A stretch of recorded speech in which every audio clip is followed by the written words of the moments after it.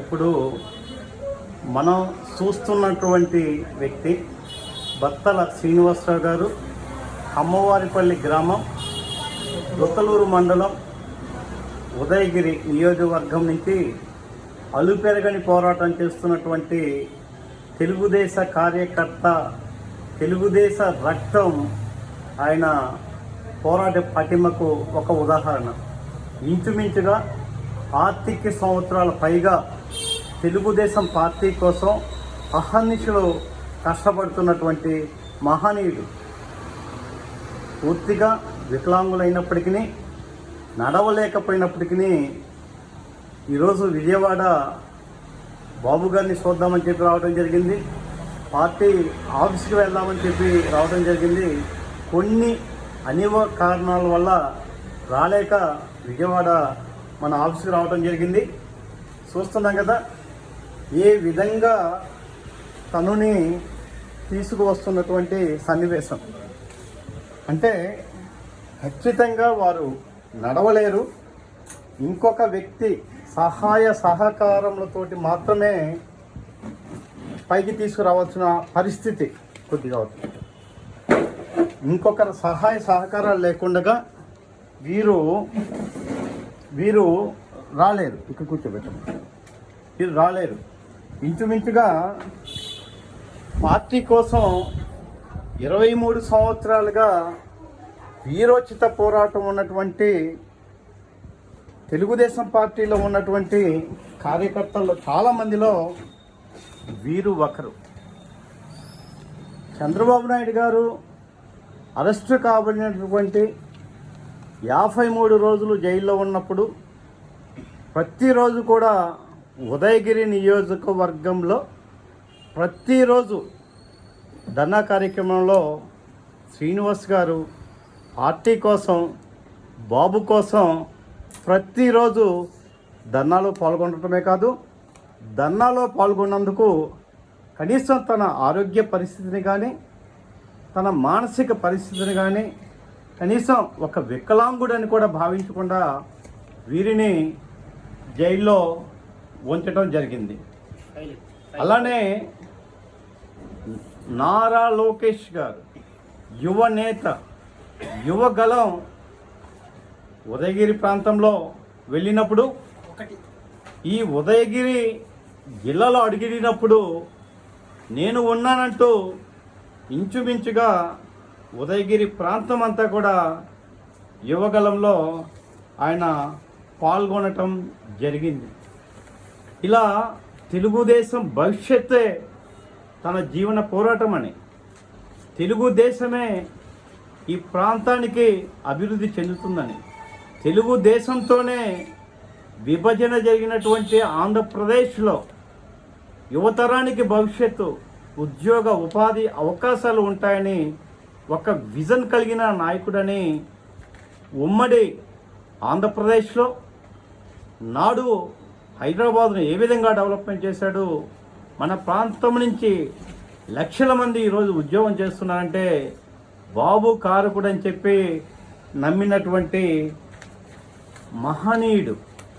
ఇలా తెలుగుదేశంలో ఎప్పటి నుంచి పార్టీ పెట్టిన దగ్గర నుంచి నేటి వరకు నిస్వార్థంగా ఆర్థిక పరిస్థితి సరిగా లేకపోయినా, ఆరోగ్య పరిస్థితి సరిగా లేకపోయినా, నడవడానికి భగవంతుడు కాళ్ళు లేకపోయినా పార్టీ కోసం కష్టపడుతున్నటువంటి ఎందరో మహనీయులు.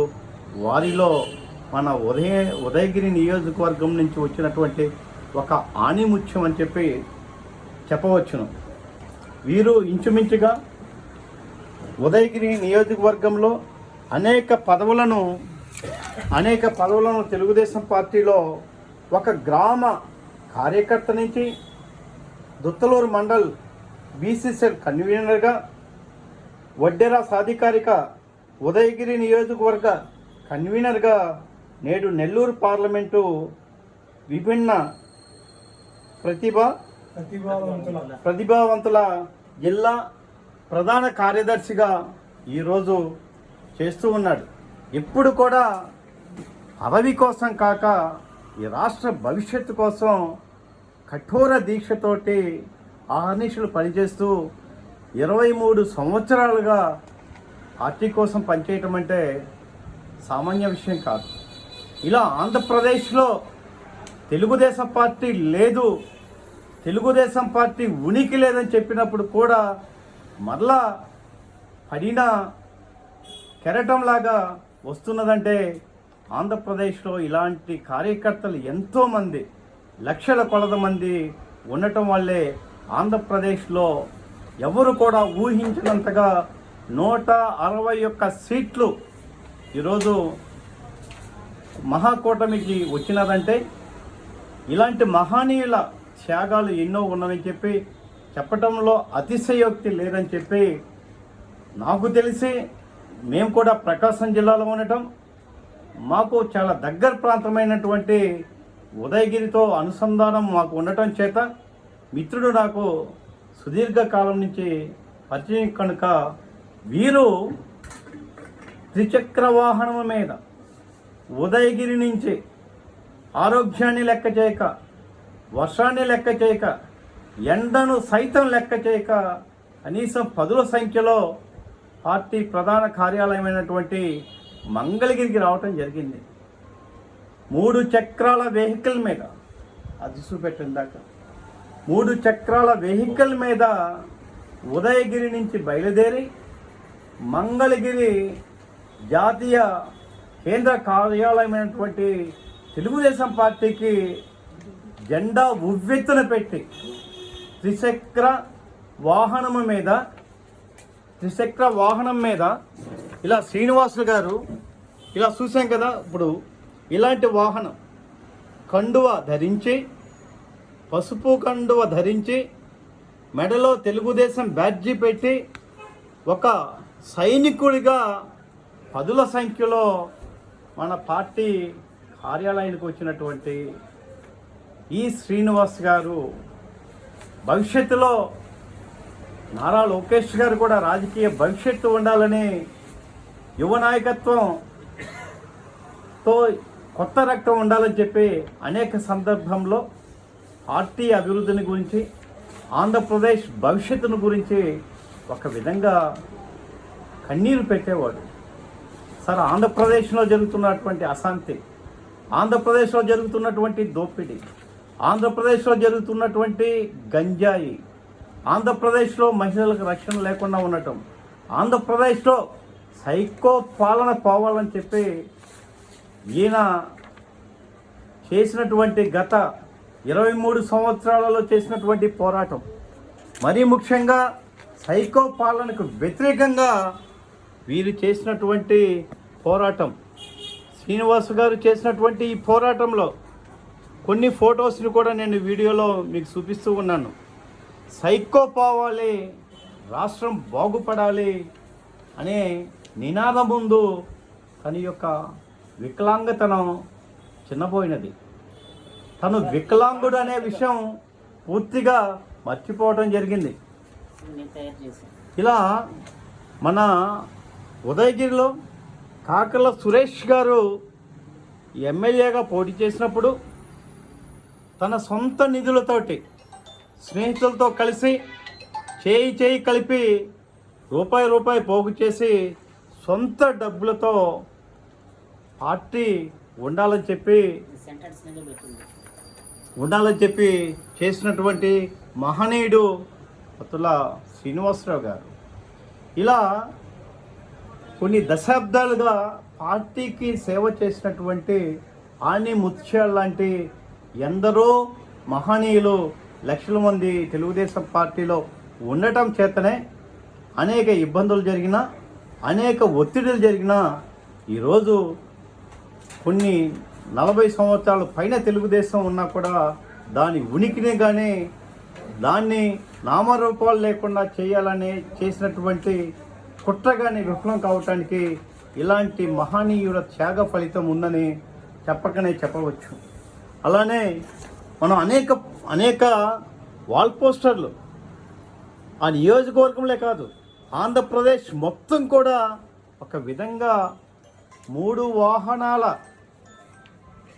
చక్రాల వాహనం మీద ఆంధ్రప్రదేశ్ అంతా కూడా ఈ విధంగా ఆయన పర్యటన చేసి ఆంధ్రప్రదేశ్ రాజధానిగా అమరావతి ఉండాలని, పోలవరం పూర్తి కావాలని, మన ప్రాంతంలో ఐటీ ప్రాజెక్టులు బాబు గారి ద్వారా సాధ్యం అవుతుందని, నారా లోకేష్ విజ్ఞత గల నాయకుడని, నారా లోకేష్ మహనీయుడని చెప్పి ఎప్పుడు భావిస్తూ ఉండేవాడు.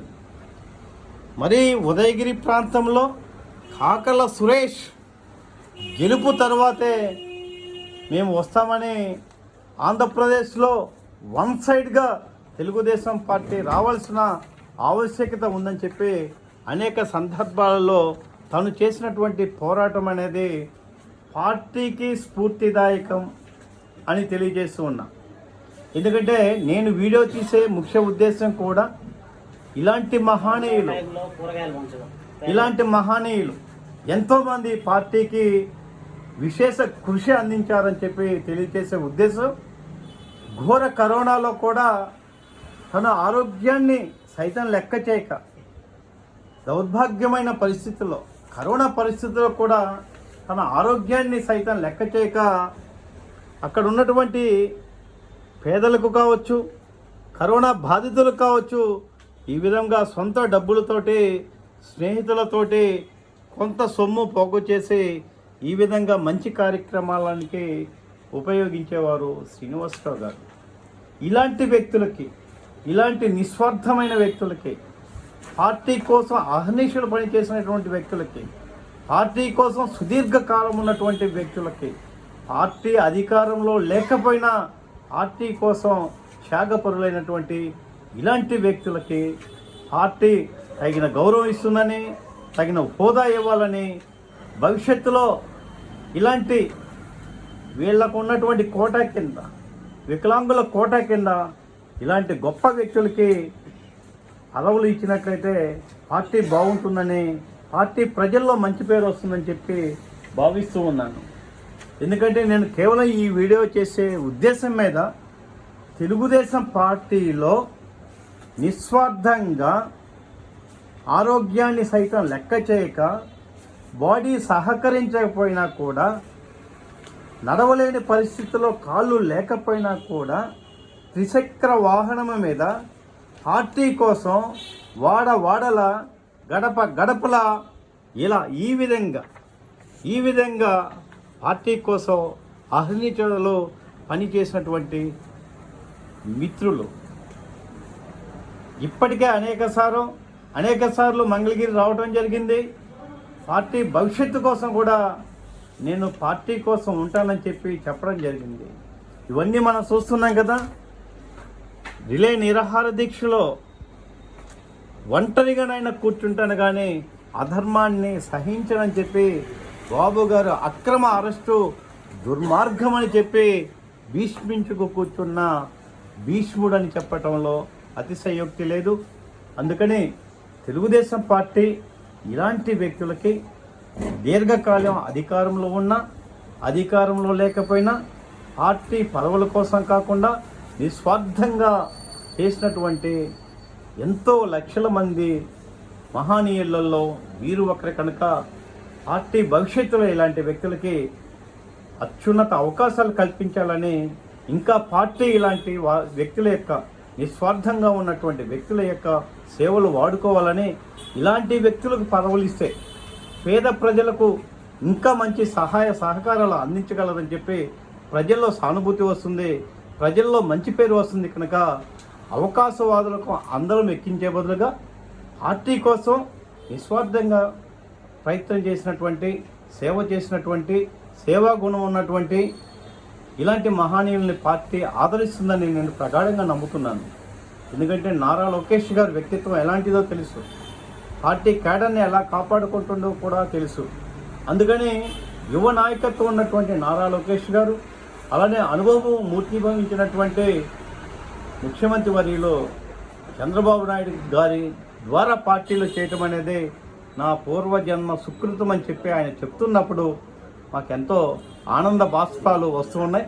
వారి మాటల్లోనే శ్రీనివాస్ గారు, మీకు ఆరోగ్యం సహకరించకపోయినా, నడవలేని స్థితిలో ఉన్నా, ఇంచుమించుగా 25 సంవత్సరాలు పైగా పార్టీ కోసం కష్టపడటం, ఉదయగిరి నుంచి 3 చక్రాల వాహనం మీద మంగళగిరి రావటం, చంద్రబాబు నాయుడు గారు 53 రోజుల పాటు లోపల ఉంటే అన్నినిచ్చే మీరు చేసినటువంటి రిలే నిరాహార దీక్ష తెగింపు, ఇవన్నీ మీకు ఎలా సాధ్యమైనది? ఆరోగ్యం సహకరించకపోయినా కూడా మీ పట్టుదలకు ప్రధాన కారణం చెప్పగలరని చెప్పి భావిస్తూ ఉన్నా. శ్రీనివాస్ గారు చెప్పండి. నేను ఎప్పుడైనా తెలుగుదేశం పార్టీ నా దైవంగా, చంద్రబాబు నాయుడు గారు నా తండ్రిగా నేను భావించి పార్టీలో బాబు గారి కోసం నా ప్రాణ త్యాగానికి కూడా నేను సిద్ధంగా ఉన్నాను సార్. నాకు తెలుగుదేశం పార్టీలో ఈ చిన్న చిన్న పదవులు ఇవ్వడం నాకు ఏదో జన్మలో చేసుకున్న పుణ్యంగా భావించి పార్టీకి నేను సేవ చేసుకుంటున్నాను. చూస్తారుగా ఎంత గొప్ప వ్యక్తి కూడా ఎంత సింపుల్గా చెప్పారంటే, వాళ్ళ కళ్ళల్లో ఆనంద బాష్పాలను చూస్తున్నాను, పార్టీ విజయకేతను ఆనందం చూస్తున్నాను. భవిష్యత్తులో ఇలాంటి మహనీయుల్ని పార్టీ ఆదరిస్తుంది కూడా అని చెప్పి నేను కూడా నమ్ముతూ, ఒక సోషల్ ఇంజనీర్గా నేను తెలుగుదేశం పార్టీ లీగల్ సెల్లో ఒక సోషల్ ఇంజనీర్గా నా బాధ్యతగా ఉందని, ఇలాంటి వ్యక్తుల గురించి సమాజానికి తెలియచేయాలనే బాధ ఆవేదనతో ఈరోజు విజయవాడ వచ్చిన సందర్భంలో శ్రీనివాస్ గురించి ఇలా ప్రజలకు తెలియచేయాలనే ఉద్దేశం మీద నేను ఈ వీడియో తీయటం ప్రధాన ఉద్దేశం అది. జై హింద్, జై తెలుగుదేశం, జై జై తెలుగుదేశం.